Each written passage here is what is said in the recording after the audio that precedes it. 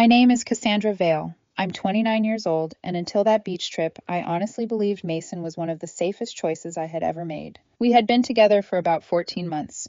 We met through mutual friends at a backyard barbecue, one of those warm evenings where everyone stands around the grill, pretending they know exactly when the food is ready. Mason was easy to like. He was charming without being loud, funny without trying too hard, and attentive in the little ways that make you lower your guard before you even realize it. He worked as an event coordinator for a hotel chain, so he always knew about discounted rooms, quiet resorts, and vacation spots that looked way outside our budget, but somehow became affordable through his employee system. About 2 months into dating, he mentioned his ex-girlfriend, Lena. They had been together for 3 years and had broken up about 8 months before we met.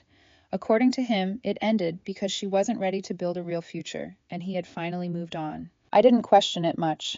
Everyone has a past. I had one too. So when Mason suggested a beach vacation, I thought it meant we were becoming serious in a quiet, steady way.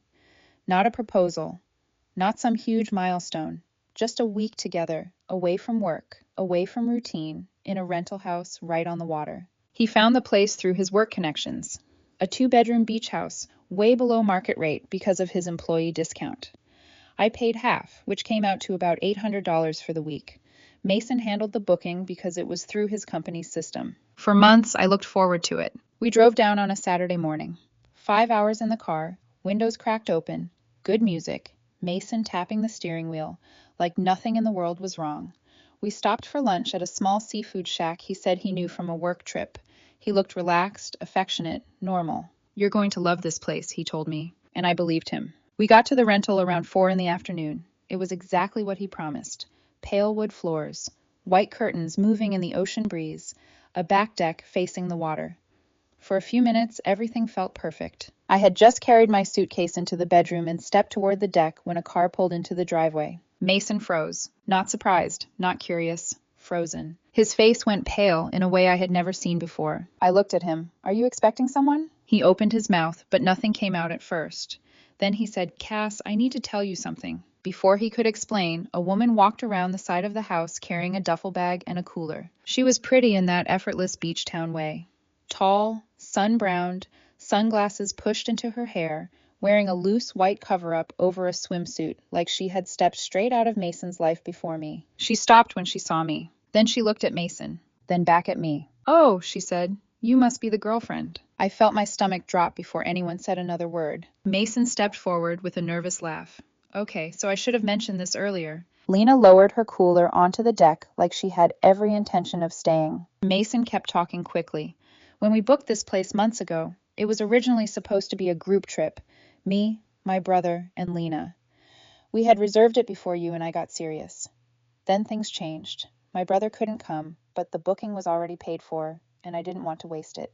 He swallowed. "So I figured we could all just share the space." Lena smiled like she was helping. "It's 2 bedrooms, plenty of room. I'll take the smaller one. You two can have the master. No big deal." No big deal. I looked at Mason. "Let me get this straight. You booked a beach vacation with your ex-girlfriend, invited me here, let me think this was our romantic getaway, and somehow forgot to mention she would be staying with us?" Mason rubbed the back of his neck.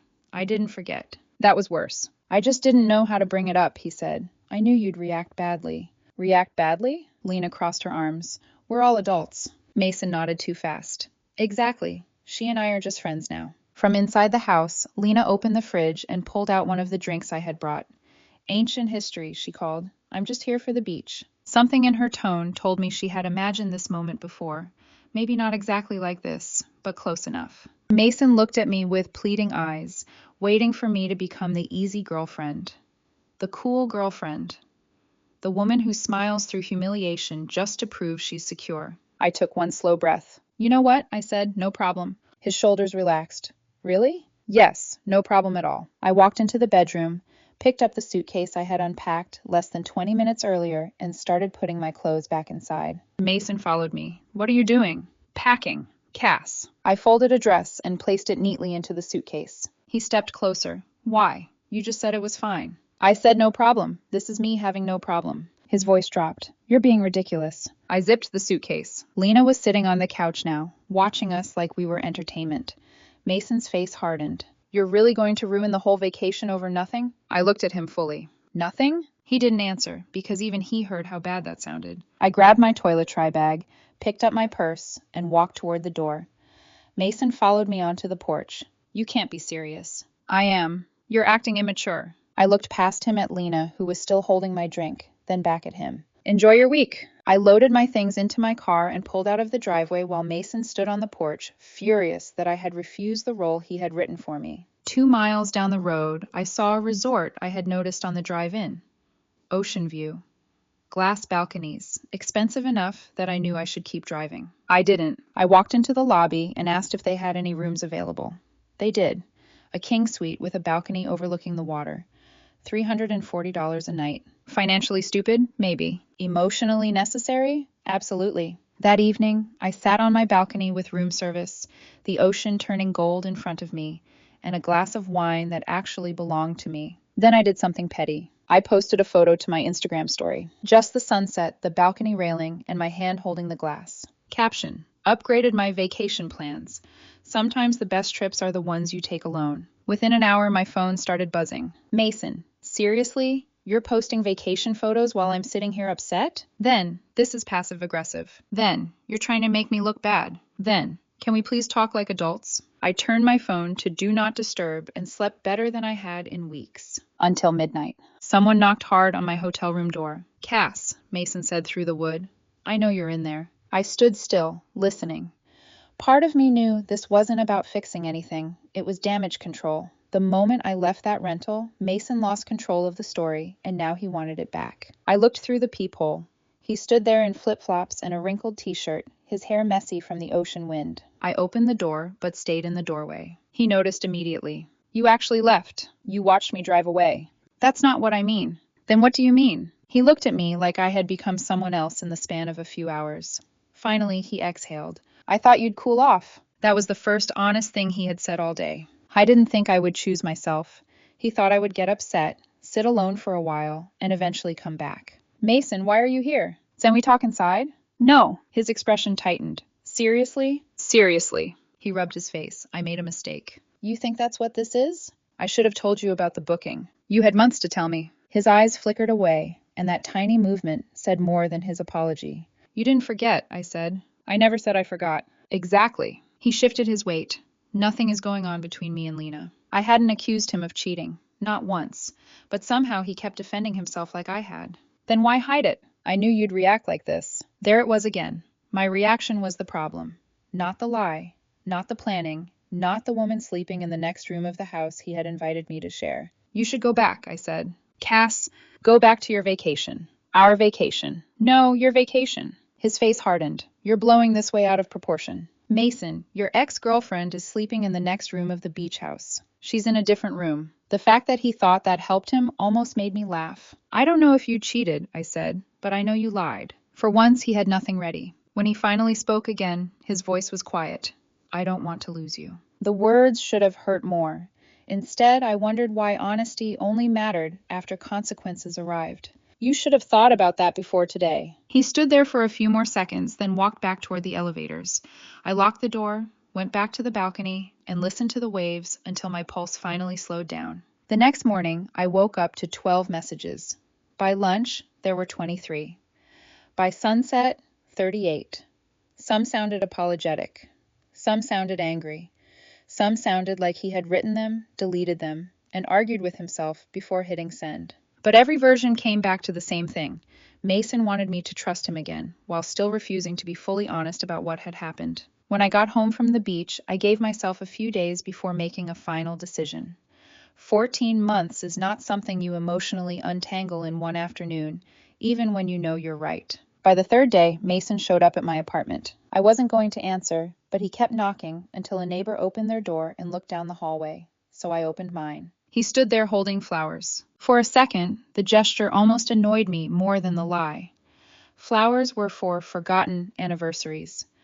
Flowers were not for secretly bringing your ex-girlfriend on a vacation and acting confused when your relationship exploded. What do you want? I asked. To talk. We've talked. No, we've argued. He held the flowers out. I didn't take them. Cass, I messed up. I waited. It's not what you think. That sentence told me he still hadn't understood the problem. What do I think? You think something is going on between me and Lena. Is there? No, we're just friends. If that's true, show me your phone. His face changed before he could stop it. It was quick, but I saw it. Fear. Not anger, not insult. Fear. Cass, I don't think that's healthy. You brought your ex on our vacation without telling me. Don't lecture me about healthy. I think relationships need trust, and I think trust needs truth. He looked at the flowers, then at the floor, calculating which answer would cost him less. Finally, he pulled out his phone, unlocked it, and handed it over. I opened his messages with Lena. Within less than a minute, my stomach dropped. The text went back months. Nothing was openly physical. There were no obvious love confessions, no direct plans to sleep together. But that almost made it worse, because it lived in the space people use when they want plausible deniability. Inside jokes, late-night check-ins, old photos, warm memories, conversations that drifted too close and then pulled back just enough to pretend they were harmless. Then I found the messages from the week before the beach trip. Lena, so is the girlfriend coming or not? Mason, yeah. Lena, still think that's weird. Mason, couldn't really uninvite her without raising questions. A few minutes later, Mason, I'll keep her occupied during the day. You and I can hang out at night. Lena, sounds like a plan. Can't wait to see you. Then, Lena, miss you. Mason, miss you too. I read it twice, even though I understood it the first time. Part of me wanted the words to rearrange themselves into something less humiliating. They didn't. I locked the phone and handed it back. Mason looked like someone standing beside an accident he had caused. Cass, it's not what it looks like. It is exactly what it looks like. No. Then explain it. He opened his mouth, but nothing useful came out. It's complicated. People say that when the simple version makes them look bad. He flinched. I walked to the door and opened it. Leave. Cass, please, we never got back together. That's not what I'm accusing you of. Then what are you accusing me of? I looked at him, and for the first time, I said the thing that had been forming in my chest since the beach. You kept me around while you figured out whether you still wanted her. I didn't deny it fast enough. That hurt more than the messages. If Lena had wanted him back, if she had made the decision easy, I honestly didn't know whether Mason would still be standing in my apartment fighting for me. And once that thought entered my head, there was no coming back from it. You're really doing this? He asked. Yes. He picked up the flowers I had never touched and stopped in the doorway. I never meant for it to go this far. That's the problem, I said. You thought you could control how far it went. After he left, the apartment felt too quiet, but not empty. Quiet in a way that let me finally hear myself. The relationship wasn't damaged, it was over. 2 days later, Mason's brother Ethan messaged me. Hey, this is Ethan, Mason's brother. I think you deserve to know the truth. I almost ignored it because unknown numbers after a breakup rarely bring peace. But the next message made me sit up. The story about me being part of the beach trip wasn't true. Then, I was never supposed to go. A few minutes later, he called. I stepped outside my office building and answered. Cassandra, I'm sorry, he said. I didn't know Mason used my name. He told me you were part of the original trip. I wasn't, and I told him the whole thing was a terrible idea. My grip tightened around the phone. Ethan explained that Mason had told him, months earlier, that Lena had reached out again. They had started talking. Mason admitted he was confused. He said being with me felt stable, but being with Lena felt familiar. That sentence explained almost everything. I was trying to decide which life he wanted, Ethan said, and I guess he thought he could do that without making a real choice. The rental, the secrecy, the fake group trip, the midnight apology, none of it was random. Mason had been keeping 2 doors open and hoping neither woman would realize she was standing in a hallway. When Mason told me he was bringing you, Ethan added, I assumed he had already been honest with you. I didn't know until after everything happened. That one sentence fixed the last piece I couldn't understand. Lena knew I was coming because Mason had told her. What she didn't know, or at least what she claimed not to know, was that he had hidden the whole arrangement from me. Before hanging up, Ethan said, Don't let him convince you this was one mistake. One mistake is forgetting a reservation. This was months of decisions. I was right. That evening, I received a message from Lena. I expected excuses. Instead, her first line was, I don't want Mason back. I stared at it for a while before continuing. She admitted that she and Mason had been talking for months. She admitted there was emotional baggage. She admitted that part of her had wondered whether seeing him again would give them both clarity. But according to her, the closer the trip got, the more obvious it became that Mason wanted answers without making a decision. After you drove away, she wrote, Mason and I argued for almost an hour. That was when I realized he hadn't been honest with either of us. She said she left the rental early because the entire situation felt unfair, not just to me, but to everyone involved. I didn't respond. I didn't need to forgive her to understand the message. Lena wasn't innocent, but she also wasn't the center of the problem. Mason was the one person who had all the information and still made every choice that led us there. After that, the story started spreading. At first, Mason told people I had abandoned him on vacation, refused to communicate, and ended a 14-month relationship because I was insecure about his ex. It was a convenient version because it wasn't entirely empty. I had left. I had stopped replying. I had ended things. He just left out every reason why. For a few days, I stayed quiet. I didn't want to campaign for my own credibility or turn a breakup into a public trial. But when mutual friends started messaging me with careful questions, I knew Mason's version was working too well. So I sent 3 people one screenshot. No explanation, no speech. Just the messages where he said he would keep me occupied during the day so he and Lena could hang out at night. After that, the questions stopped coming to me. They went to him. That was when Mason escalated. He showed up at my job on a Wednesday morning. I work in IT for a mid-sized company. Nothing glamorous, just a normal office with badge access, glass conference rooms, and a front desk that usually keeps personal drama out of the building. Mason somehow talked his way into the lobby by saying he had an urgent family matter. Security came to my desk and told me I had a visitor. When I saw him standing there, I felt embarrassed before I felt angry. He looked exhausted, shirt wrinkled, eyes red, hands shoved in his pockets like he was trying to look harmless. "You blocked me everywhere," he said. "Yes, because we're broken up and you wouldn't stop contacting me. You can't erase 14 months like it never happened." "I'm not erasing it. I'm moving on." His face tightened. "I made one mistake. You planned to use our vacation to test whether you still wanted your ex. That's not one mistake." People in the lobby were starting to look over. The receptionist picked up the phone, and I knew security was seconds away from stepping in. Mason lowered his voice, but it only made him sound more desperate. "I wasn't going to cheat. I just needed to know if there was still something there." "And now you know," I said. "There's nothing here anymore either." Security asked him to leave. He did, but not quietly. Before walking out, he called me cold and heartless loud enough for half the lobby to hear. My manager pulled me aside later. I gave him the short version. Bad breakup. Ex won't accept it. It won't happen again. He was kind about it, but I hated that Mason had dragged the mess into my workplace. That night, more mutual friends reached out. By then, Mason had lost control of the story. The screenshot had moved quietly through our circle, and people were no longer asking why I had left. They were asking him why he had lied. A week later, Lena posted photos with someone new. According to mutual friends, she had started seeing someone several weeks after the beach trip. Not Mason. Someone else. Mason saw it, of course. Everyone saw it. He unfollowed her, then posted a vague story about people using others for attention and walking away when things got hard. The irony was almost impressive. Around the same time, his reputation at work started taking a hit. Not because I reported him. I didn't. But one of our mutual friends worked in the same hotel chain, and word got around. Mason's boss started giving him less visible assignments.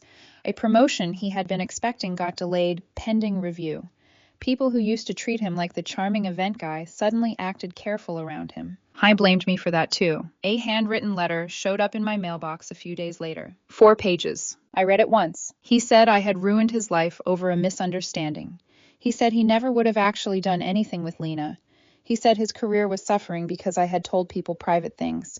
He said I would never find someone who loved me as much as he did. I put the letter through the shredder. The next morning, he sent a money request through Venmo for $800. Note, my half of the rental since you bailed. I declined it and blocked him there too. A few hours later, he tried again through another account. I declined that one as well. If he wanted to take me to small claims court over a vacation he had sabotaged himself, he was welcome to try. I had the screenshots, the timeline, and more patience than he deserved. Then came the final surprise. One evening, my phone rang from a number I didn't recognize. Normally I would have ignored it, but something made me answer. "Cassandra?"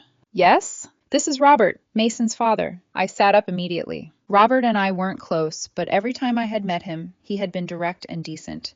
The kind of man who looked people in the eye when he spoke. "I'm sorry to bother you," he said, "but I owe you an apology." "For what?" "For believing the wrong version of events." I didn't say anything. "When everything first happened, we only heard Mason's side," he continued. "Then Ethan told us what really happened." His voice sounded tired in a way that made me feel sad for him. "His mother and I raised him better than this, or at least we thought we did. I almost told him parents aren't responsible for every bad decision their adult children make, but I stayed quiet. I'm not calling to ask you to take him back, Robert said. After what I've learned, I wouldn't blame you if you never spoke to him again. I just wanted you to know not everyone in this family thinks you're the bad guy. That was the closest thing to closure I was going to get from Mason's side, and strangely, it helped. A few days later, Ethan texted again. Mason had accepted a transfer to another state. He was calling it a fresh start. Ethan said he thought Mason just couldn't handle facing everyone who knew what happened. The last message from Mason came through LinkedIn because I had forgotten to block him there. I'm leaving next week. I know you probably don't care, but I wanted to say goodbye. I never meant to hurt you. I was confused, and I handled it badly. I'm not the villain you made me out to be. Take care of yourself. I read it once. Then I blocked him there too. Looking back, I don't think Mason ever set out to destroy the relationship. He just kept choosing whatever felt easiest in the moment until there was nothing left worth saving. He wanted to keep moving forward with me while still holding on to whatever was left of his past with Lena. When that fell apart, he couldn't accept that consequences were not the same thing as cruelty. I don't hate him. I just don't trust him. And without trust, there is nothing to rebuild. A month later, my life had become normal again in small, quiet ways. Work settled down. Friends who mattered stayed. I stopped checking my phone, expecting another message. I stopped replaying every old conversation, trying to find the exact moment I should have known. Looking back, there were signs. The way Mason got too warm when talking about Lena. The way he protected his phone without making it obvious. The way he changed the subject whenever I asked too many questions about their breakup. I told myself those were boundaries. Now I know they were warnings. I don't regret leaving that rental. I don't regret checking into the resort. I don't regret posting the photo. I don't regret closing the door when Mason showed up at midnight. The moment Lena walked around that corner with her luggage, the relationship I thought I had was already gone.